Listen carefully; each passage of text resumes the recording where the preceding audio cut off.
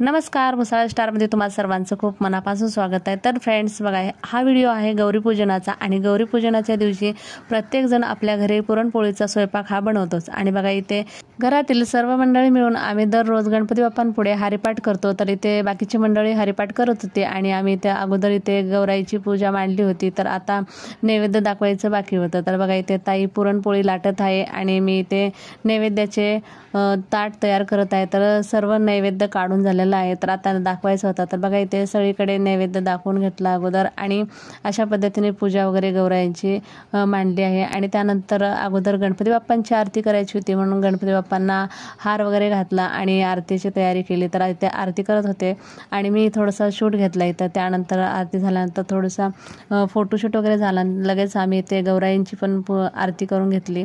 महालक्ष्मीची आरती झाल्यानंतर इथे सर्वजण दर्शन वगैरे केलो आणि आरती वगैरे घेतली आणि सर्व मंडळी इथे जेवण केलं। संध्याकाळचं पुरणपोळीचा स्वयंपाक होता आज बेत छान असा, आणि आम्ही सुद्धा इथे जेवण केलं। तर आजची पूजा कशी वाटली कमेंटमध्ये नक्की सांगा। तर चला, बाय बाय, थँक्यू।